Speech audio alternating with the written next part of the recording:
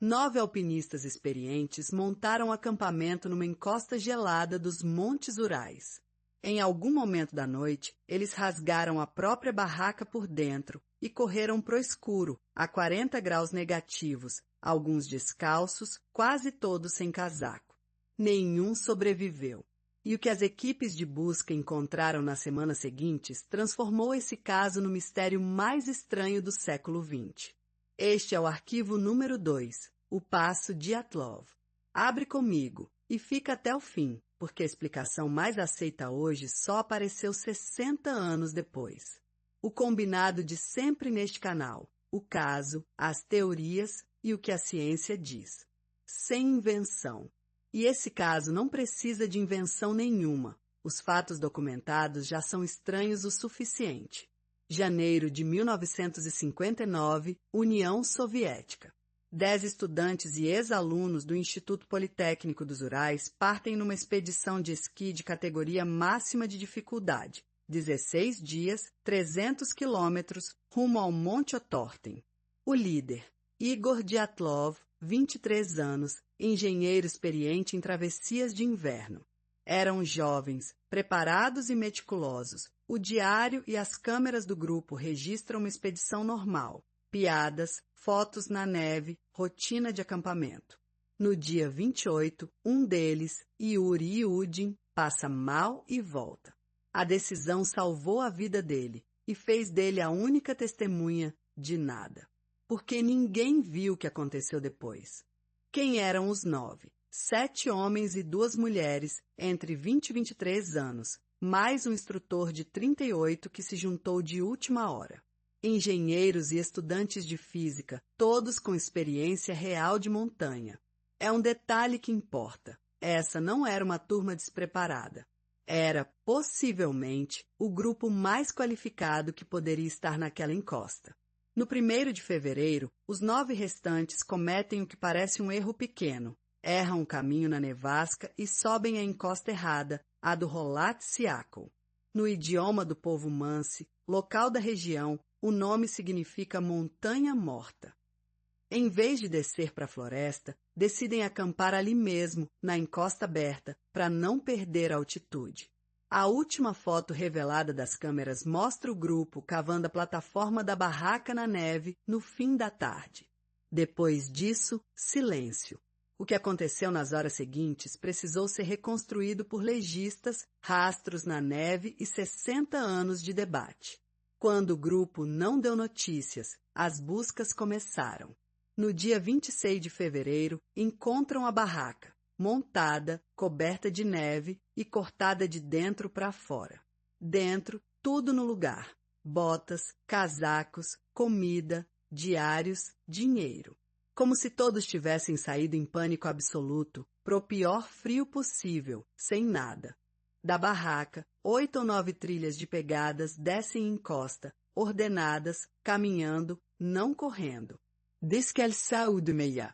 As pegadas seguem por quase 1,5 quilômetro em direção à floresta e desaparecem.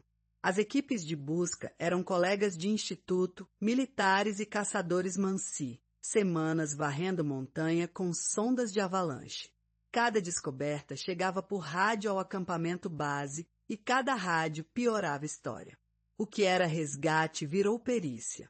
Os 2 primeiros corpos aparecem sob um grande cedro na borda da floresta, descalços, em roupa de dormir, ao lado dos restos de uma fogueira improvisada. Os galhos do cedro estavam quebrados até 5 metros de altura. Alguém subiu na árvore, repetidamente, com as mãos já congelando, para enxergar alguma coisa ou para fugir de alguma coisa.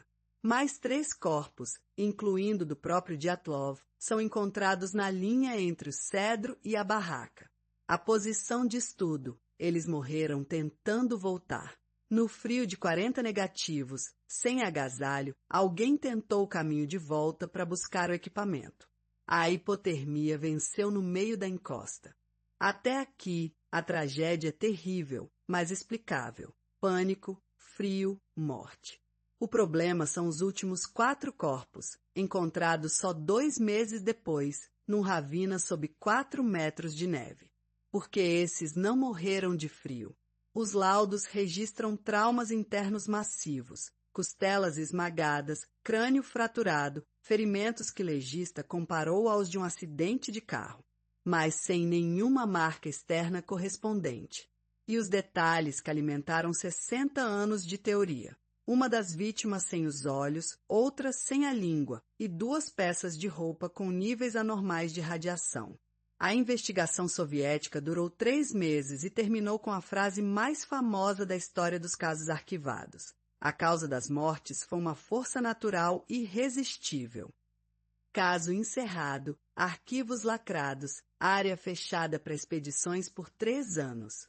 Em plena Guerra Fria, o lacre soou como confissão e as teorias explodiram. E o caso virou obsessão cultural. Na Rússia, gerações de investigadores amadores dedicaram a vida a ele. No Ocidente, virou filme de terror, documentário e até videogame.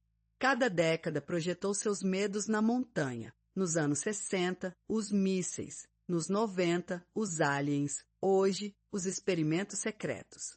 O caso funciona como espelho. Teoria 1. Avalanche clássica. Problema. A inclinação da encosta parecia suave demais, a barraca ficou de pé, e as pegadas ordenadas não combinam com fuga de avalanche. Por décadas, essa explicação foi considerada fraca até pelos céticos. Teoria 2. Os militares. Fragmentos de foguetes já caíram na região e luzes voadoras foram reportadas por outras expedições naquelas semanas. A radiação nas roupas alimentou a ideia de um teste secreto encobrindo tudo. Contra. Nenhum destroço no local, nenhum documento vazou em 60 anos. E a radiação tem explicação mais simples. Lampiões da época usavam material radioativo e um dos alpinistas trabalhava com isso. Teoria 3. Infrasom. O vento contornando o domo da montanha pode gerar frequências abaixo da audição humana, que comprovadamente causam náusea, pavor e pânico irracional. É elegante. Explicaria por que 9 pessoas racionais fugiram do único abrigo. Mas é impossível de provar retroativamente. E as teorias descartadas pela própria investigação. O povo Mansi, inicialmente suspeito, foi inocentado, eram pacíficos e não havia nenhuma pegada externa na encosta além das dos alpinistas. Animais? Nada tocou os corpos expostos por semanas. Briga interna, sem sinais de luta. Cada porta que fechava deixava o caso mais estranho. Aí vem 2019. A Rússia reabre o caso oficialmente.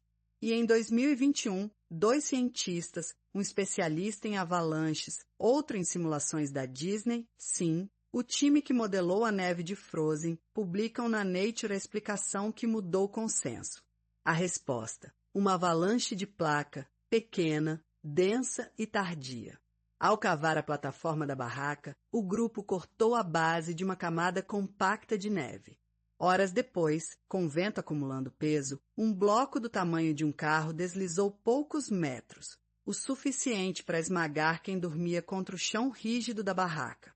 Isso explica os traumas internos sem marcas externas, compressão contra uma superfície firme.